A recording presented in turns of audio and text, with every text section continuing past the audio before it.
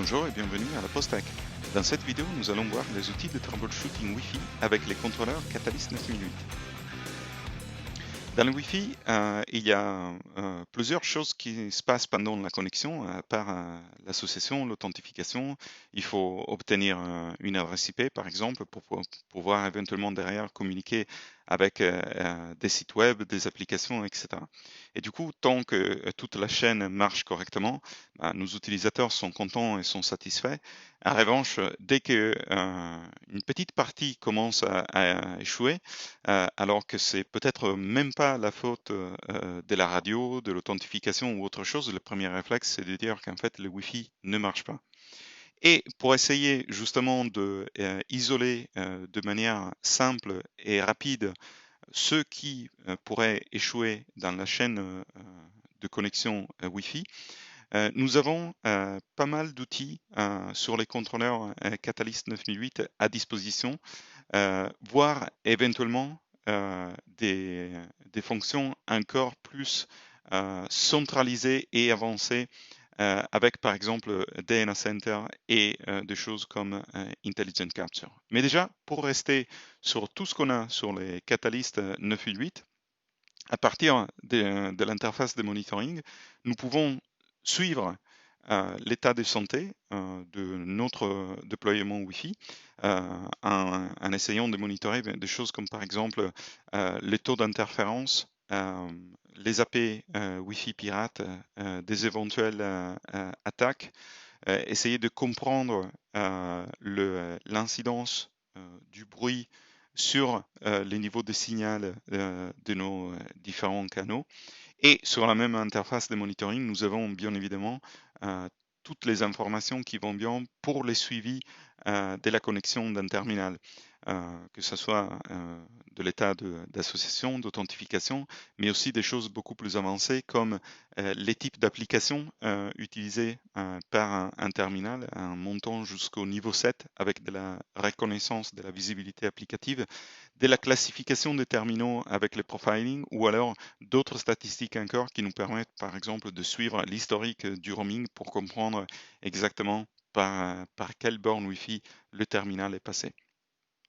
Parfois, nous avons besoin d'aller un peu plus loin dans le processus et du coup, directement depuis cette interface de monitoring, nous pouvons déclencher des debugs avancés pour l'adresse MAC du terminal, des debugs qui se retrouvent après dans le menu de troubleshooting sous le nom un peu important de Radioactive Trace et qui justement nous donne un fichier de log à télécharger et dans lequel nous pouvons suivre de manière encore plus détaillée, pratiquement au niveau de notre support technique, le processus de connexion pour essayer de comprendre s'il y a peut-être quelque chose qui bloque au niveau de l'association, de l'authentification, du processus DHCP ou autre chose encore.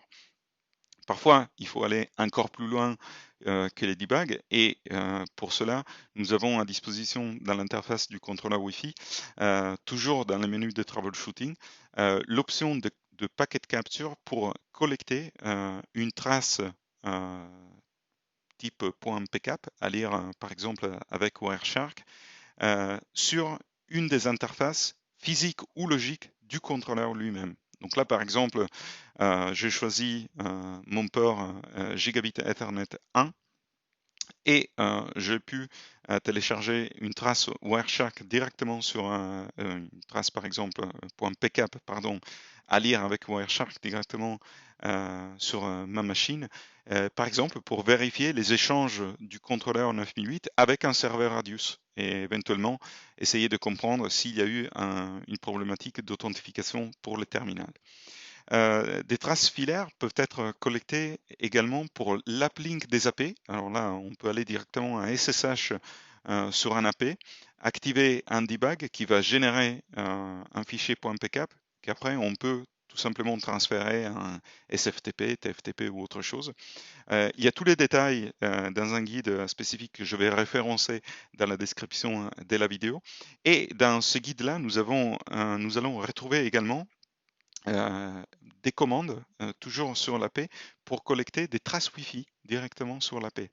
Alors, cette trace Wi-Fi ne va pas du tout impacter, par exemple, les terminaux connectés à l'AP. L'AP continue à marcher régulièrement.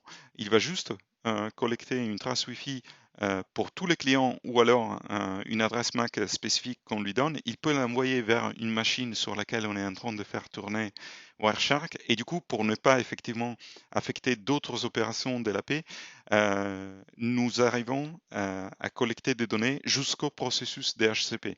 Donc l'association radio, l'authentification, le DHCP. Nous n'allons pas au-delà justement pour ne pas affecter d'autres opérations de l'AP. Quand on collecte cette trace sur une machine sur laquelle on fait tourner Wireshark, il faut la décoder d'une certaine manière, mais toutes les instructions sont dans le guide mentionné.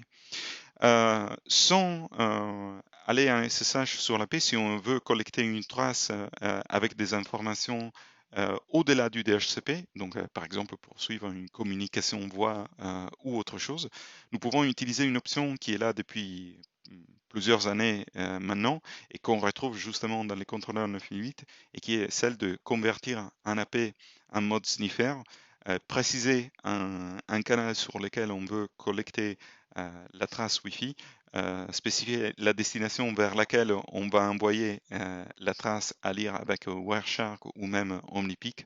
Et à partir de là, nous retrouvons une trace Wi-Fi complète à travers laquelle nous pouvons suivre vraiment de A à Z le processus de connexion, d'authentification, le trafic, etc. etc. Des traces qui sont du coup disponibles déjà à partir des AP ou du contrôleur 9008.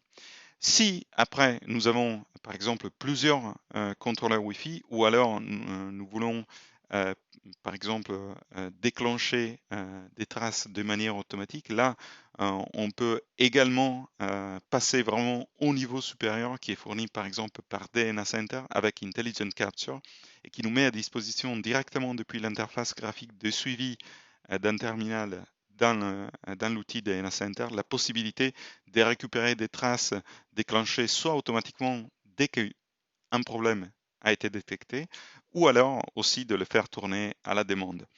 Traces qui sont mises en relation avec les logs et les debugs collectés automatiquement des contrôleurs Wi-Fi, qui peuvent être aussi complétés par des données de géolocalisation de manière optionnelle.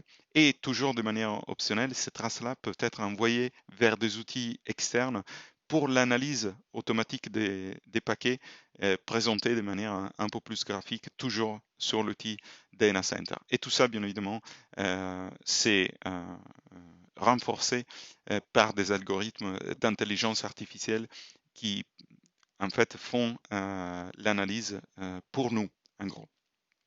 Si vous êtes intéressé, bien évidemment, par tous ces sujets-là, n'hésitez pas à vous rapprocher vers vos équipes Cisco dédiées.